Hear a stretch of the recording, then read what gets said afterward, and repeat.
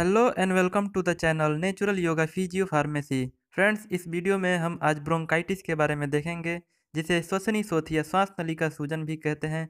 साथ ही हम ब्रोंकाइटिस के कॉजेज, सिम्टम्स, डायग्नोसिस और ट्रीटमेंट में कौन कौन से मेडिसिन यूज होते हैं देखेंगे। तो आइए फ्रेंड्स, वीडियो को शुरू करते हैं।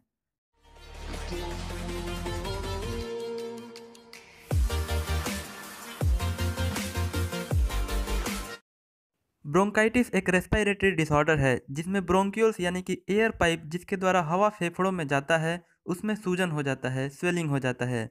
जब म्यूकस मेम्ब्रेन के लाइनिंग में इन्फ्लामेशन हो जाता है तब ग्लैंड्स ज़्यादा म्यूकस को रिलीज करते हैं। ब्रोंकाई पहले ही सूजने के कारण नैरो हो जाता है, ऊपर से म्यूकस के रिलीज होने से श्वास नली पूरा ही अवरुद्ध हो जाता है। यह म्यूकस बाद में कफ के रूप में बाहर निकल जाता है जिससे ब्रीदिंग ट्यूब फ्री हो जाता है और श्वास नॉर्मल हो जाता है। यह कंडीशन जब शॉर्ट टाइम के लिए डेवलप होता है तो उसे एक्यूट ब्रोंकाइटिस कहते हैं, लेकिन जब खांसी देर तक लगातार होता रहता है तो उसे क्रोनिक ब्रोंकाइटिस कहते हैं। कॉम्प्लिकेशंस की अगर हम बात करें तो ब्रोंकाइटिस अकेले घातक नहीं होता है, लेकिन दूसरे कंडीशंस के साथ मिलकर यह घातक हो सकता है। जैसे कि ब्रोंकाइटिस के कारण लंग्स के फंक्शंस अफेक्ट हो जाते हैं, जिससे फिर हार्ट अटैक हो सकता है। जिसके बाद अगर लंबे समय तक ऑक्सीजन की सप्लाई प्रॉपर नहीं हुआ तो हार्ट फेलियर हो सकते हैं, जो बाद में घातक हो सकता है।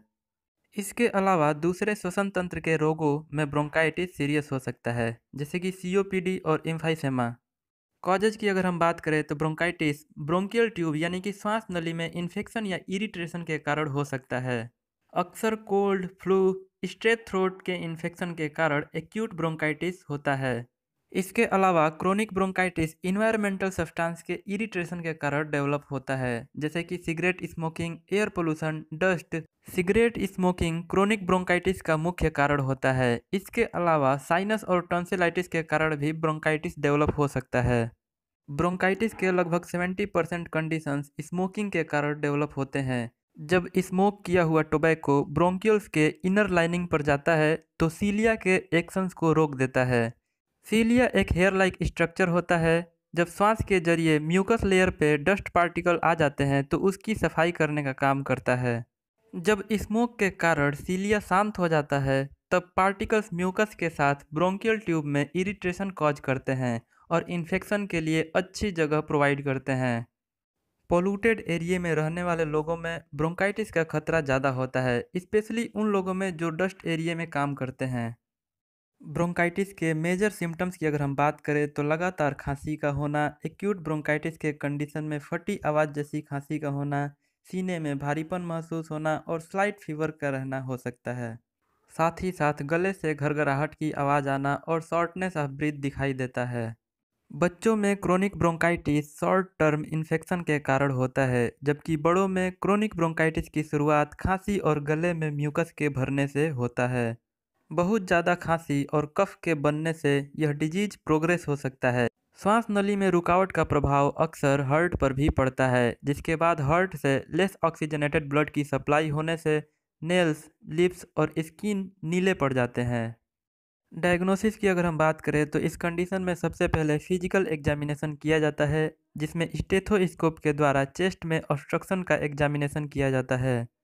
साथ ही साथ कुछ स्पेसिफिक इक्विपमेंट का प्रयोग करके पता लगाया जाता है कि मरीज कितना हवा अंदर बाहर कर रहा है और कितना ऑक्सीजन लंग्स के थ्रू ब्लड स्ट्रीम में जा रहा है। साथ ही साथ इन्फेक्शन और इन्फ्लामेशन के लोकेशन का पता लगाने के लिए चेस्ट एक्सरे करवाए जाते हैं।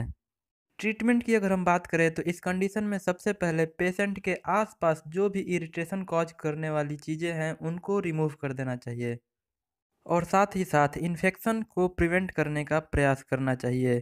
क्रोनिक ब्रोंकाइटिस से ग्रस्त व्यक्ति को स्मोकिंग अवॉइड करना चाहिए और पोल्यूशन तथा डस्ट वाले एरिया में नहीं जाना चाहिए। पेशेंट को ज़्यादा से ज़्यादा पानी और दूसरे लिक्विड्स को पीना चाहिए। पानी को अगर गुनगुना करके पिया जाए तो वो ज़्यादा लाभदायक होता है। साथ ही साथ गर्म पानी का भाप लेने से भी बहुत ही राहत मिलता है। गर्म पानी के भाप लेने से ह्यूमिडिटी म्यूकस को मॉइस्ट कर देता है, जिससे लंग्स से म्यूकस को आसानी से बाहर निकाला जा सकता है। इस कंडीशन में जनरली ब्रोंकोडाइलेटर ड्रग को प्रेस्क्राइब किया जाता है, जो एयर पैसेज के वाल्स को रिलैक्स कर देता है। जनरली एक्यूट ब्रोंकाइटिस के कंडीशन में एंटीबायोटिक एमोक्सिसिलिन 500 या फिर अजिथ्रोमाइसिन 500 को प्रेस्क्राइब किया जाता है। साथ ही साथ गले के दर्द को दूर करने के लिए टैबलेट डाइनापार को प्रेस्क्राइब किया जाता है। इसके अलावा खांसी के लिए सिरप ग्रिलिंगटस बीएम को दिया जाता है। ब्रोंकाइटिस के क्रोनिक कंडीशन में इन्फेक्शन को दूर करने के लिए एंटीबायोटिक अजिथ्रोमाइसिन को दिया जाता है। साथ ही साथ लीवोफ्लेक्सासिन को टेबलेट के रूप में और साथ ही साथ सिरप कोलिंगटस बीएम को भी दिया जाता है। साथ ही साथ ब्रोंको स्पाज्म के लिए टैबलेट अस्थालिन को दिया जाता है। प्रिवेंशन की अगर हम बात करें तो स्मोकिंग, एयर पोल्यूशन और डस्ट को अवॉइड करके ब्रोंकाइटिस के कंडीशन से बचा जा सकता है। साथ ही साथ हेल्दी डाइट के जरिए इम्यूनिटी को स्ट्रॉन्ग करके इन्फेक्शन से बचा जा सकता है। वीडियो कैसा लगा कमेंट करके बताइए। अच्छा लगा तो वीडियो को लाइक करिए और चैनल को सब्सक्राइब करिए।